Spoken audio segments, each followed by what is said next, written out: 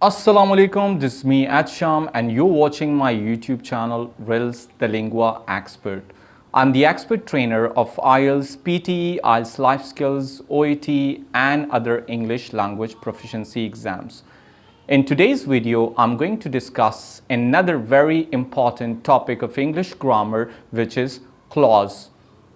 Previously, in a video, I separately made the difference between phrase and clause, and there I also discussed the concept of clause with its types. But in this video, we're going to learn in detail the concept of clause and its types along with certain examples so that you can fully get to understand for this concept of clause. Now let's get to start today's video.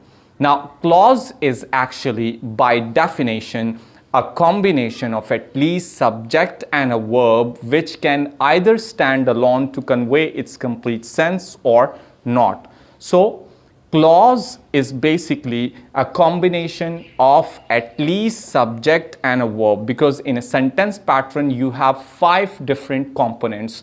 You call them subject, object, verb, complementation and adverbial. So I will tell you separately in a video of tense which I would record in the upcoming videos, but till this point you have to keep in mind that clause is actually a combination of subject and a verb which can either convey its complete sense or not. So clause is structured with the help of phrases, whereas phrase is structured with the help of parts of speech, because that is a word or usually a group of words. But here clause is a combination of subject and a verb which can either convey its complete sense or not. Now I will quote here one example so that you can clearly understand. If I say, if you take stress, it will affect your nerves. In this sentence, if you take stress, this does not convey its complete sense. And this is why we call it a dependent clause, which is one of the categories of clause. Whereas on the other hand, it will affect your nerves, that conveys its complete sense, and it is also the combination of subject and a verb phrase which conveys its complete sense. So this combination is known as a sentence, but in this sentence you have 2 clauses. One we call it dependent, which does not convey its complete sense, whereas the second clause is known as independent clause, which conveys its complete sense. So now clause, as I have told you that there are 2 types. So clause can be classified in 2 types. One we call it dependent, which is also known as subordinating clause.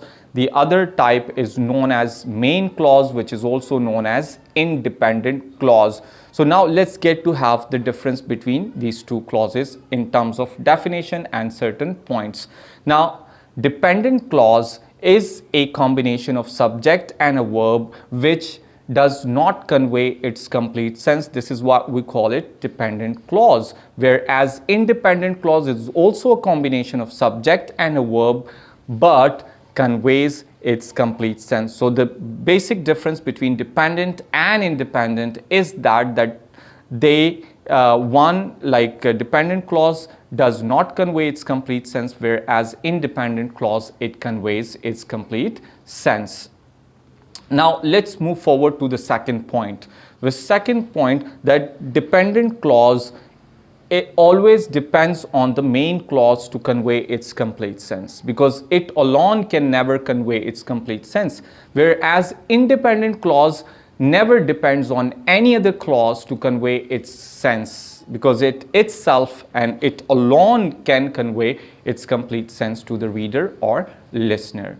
The third point, that basically dependent clause, it starts with a subordinating conjunction. Now if you haven't watched the video in the parts of speech that I separately made with respect to the conjunction and its types, and there I discussed 4 types of conjunction: coordinating conjunction, subordinating conjunction, correlative conjunction, and the 4th one, adverbial conjunction. So if we talk about one of the conjunctions categories, that is the subordinating conjunction. So usually dependent clause, it begins with a subordinating conjunction, but on the other hand, independent clause never takes any conjunction, and it is the combination of subject and a verb which conveys its complete sense. So that is basically the major difference between dependent and independent clause.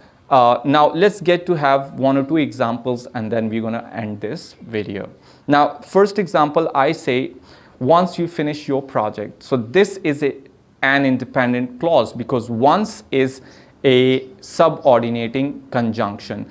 Once you finish your project, so this does not convey its complete sense to the reader or listener. So it requires one independent clause which will fulfill the meaning of this particular clause, that what you mean to say by saying this once you finish your project. So I say the next clause, which would be independent, do let me know. I will give you a suggestion that how to publish your project in international journal. So this clause which I have spoken, do let me know, I will give you a suggestion how to publish your project in an international journal. This is an independent clause which conveys its complete sense, and it doesn't begin with any conjunctions. But dependent clause, you saw that once you finish your project, so it begins with once is a subordinating conjunction, and again you see a combination of subject and a verb, you finish, and here do let me know in independent clause. So clause is basically a combination of two phrases, noun phrase and a verb phrase, whereas phrase is either a word or a group of words. So it is the constitution of parts of speech, phrase, whereas clause is a constitution of at least two phrases, which we call noun phrase and verb phrase. And this is why in a sentence pattern, subject and object are only made by the use of noun phrase. So noun phrase can help to constitute in a sentence subject portion and object portion. So it is actually, clause is actually the combination of subject and a verb which can either convey its complete sense or not. So this is overall the concept. Another example of second, so that you can also get to understand, that is if I say since we know each other. So since we know each other, since is a subordinating conjunction, we know each other, and this is a dependent clause, and you take another clause which conveys complete sense without using any conjunction. So this like combination of two clauses will be known as a sentence. So within a sentence, you actually either use one independent clause because sentence conveys its complete sense. So inshallah, separately I will make a video with respect to the difference between clause and a sentence, and especially independent clause, because independent clause is also a combination of subject and a verb and conveys its complete sense, whereas sentence is also a combination of subject and a verb, and that also conveys complete sense. So there is a difference in between these two grammatical concepts. So I will definitely make a video with respect to this difference between clause and a sentence, but that would be in upcoming videos. Now let's get to finish this by saying that dependent clause just can further be classified into three types. One we call noun clause, the second we call it adjective, and the third is known as adverb, which in like upcoming videos I'm going to separately make video with respect to noun clause, adjective clause and adverb clause. So I hope that this video was informative, and wait for more videos for the clauses. If you have any query with respect to this particular topic or previous topics, so you may feel free to type your message in the comment box below. Please, I do request to subscribe my channel and like and share, and also press the bell icon button for more informative videos. So see you inshallah in the next video. Till then, Allah Hafiz.